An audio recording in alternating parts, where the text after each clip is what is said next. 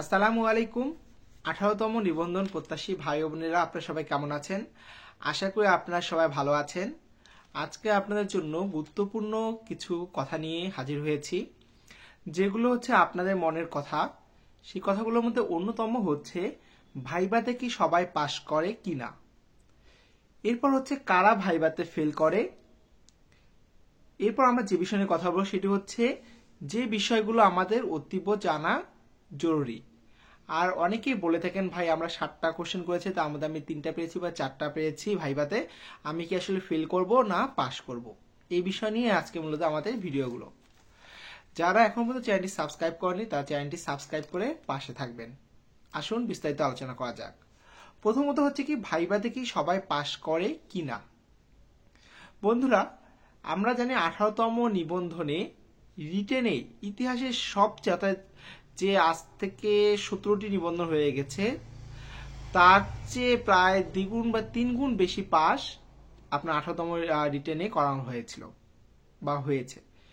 মোট রিটেনে পাস করা হয়েছে 83,865 জনকে। তাহলে দেখেন, সারা বাংলাদেশে যে কলেজগুলো রয়েছে বা স্কুলগুলো রয়েছে বা মাদ্রাসা বা স্কুল পর্যায়ে 2 শিক্ষা প্রতিষ্ঠানগুলো, সেখানে তো আমরা জানি হিউজ পরিমাণে শিক্ষক ঘাটতি রয়েছে। কিন্তু দেখা যায় যে কোনো সাবজেক্ট, এমন কোনো সাবজেক্ট আছে যেখানে অনেক সিট ফাঁকা কিন্তু পরীক্ষার্থীর সংখ্যা কম। সো এখন আমাদের মেইন বিষয় হচ্ছে কি সবাই কি পাস করবে কি না। বিগত 17টি নিবন্ধনের ডাটা পর্যালোচনা করে দেখা যায় যে মোট যতজন ভাইবা দেন অর্থাৎ রিটেনে যতজন পাস করেন তার থেকে প্রায় 90 থেকে 93% পরীক্ষার্থী হচ্ছে আপনার ভাইবায় অ্যাটেন্ড করে। সবাই ভাইভাতে অ্যাটেন্ড করে না, 7 থেকে 10% ভাইভাতে কি করে না, অ্যাটেন্ড করে না। এখন তাহলে পাস কারা করে? ভাইভাতে যারা সবাই অ্যাটেন্ড করে তারা কি পাস করে? বিগত 1 থেকে 17 নিবন্ধনে ডাটা পর্যালোচনা করে আমরা জানতে পেরেছি যেসব প্রার্থী ভাইবা দেন, আবার বলছি যেসব প্রার্থী ভাইবা দেন তাদের মধ্য থেকে 95% ভাইভায় পাস করেন বা উত্তীর্ণ হয়ে যান। এই ডকুমেন্টগুলো ছিল আগের। এখন হচ্ছে 18তম নিবন্ধনে আসলে কতজন ভাইবা প্রার্থী পাস করবে বা আদৌ সবাইকে পাস করানো হবে কিনা, এটা নিয়ে এখন আলোচনা। আমরা জানি যেহেতু 18তম নিবন্ধনে আপনার প্রায় 83,865 জনকে রিটেনে পাস করানো হয়েছে। যেহেতু হিউজ পরিমাণ প্রার্থী ভাইবা দিচ্ছে, আমার মতে ধারণা সবাইকে পাস করাবে না। অর্থাৎ যারা ভাইবা দিবেন, আবার বলছে যারা ভাইবা দিবেন তাদের থেকে 85 থেকে 90% পরীক্ষার্থীকে তারা পাস করাবে। অর্থাৎ যারা ভাইবা দিবে তাদের থেকে 10 থেকে 15% পাস করবে না। এখন মেইন পয়েন্ট হচ্ছে কি কারণে তারা পাস করবে না বা ফেলের কারণটা কি হতে পারে ভাইভাতে।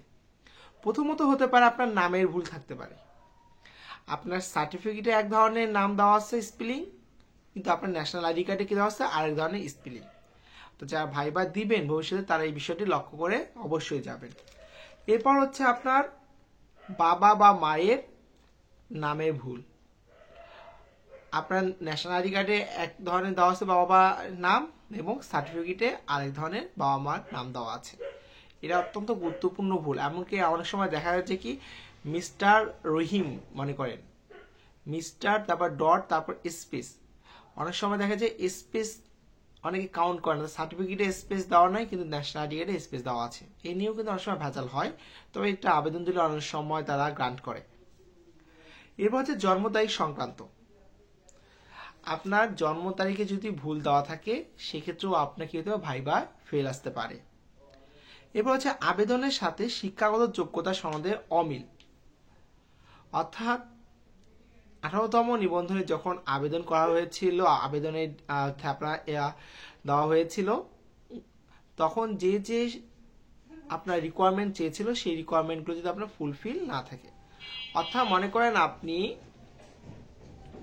অনার্স পাস না কিন্তু আপনি কলেজে আবেদন করে ফেলছেন, বা আপনি অনার্স পাস হয়নি বা ফলাফল দেয়নি, আপনি কি করেছেন আবেদন করে ফেলছেন।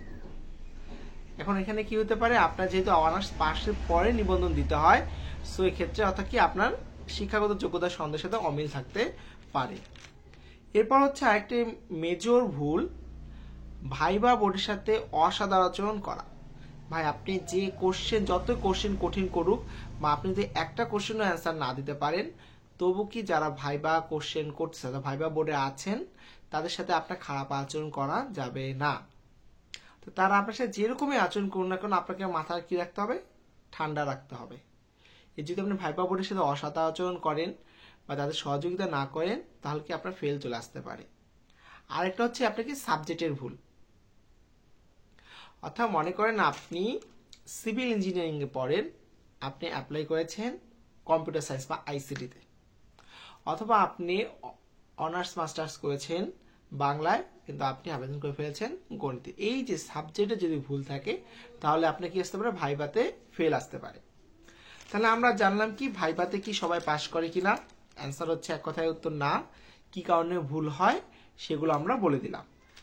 এখন হচ্ছে আপনি যে ভাইভা দিতে যাবেন, সেখানে আপনার কোন বিষয়গুলো অত্যন্ত জানা প্রয়োজন। প্রথমত, যে সাবজেক্টের ভাইভা দিতে যাবেন তার ওই বিষয় সম্পর্কে বেসিক কনসেপ্টগুলো ক্লিয়ার করে যেতে হবে। হতে পারে আপনি রিটেনে যে কোশ্চেন পরীক্ষাটা দিয়েছেন, রিটেনে এই কোশ্চেনটা একটু ভালো করে সলভ করে গেলেন, অথবা ওই সাবজেক্টের বেসিক যে কনসেপ্টগুলো আছে সেগুলো আপনাকে ক্লিয়ার করে যেতে হবে।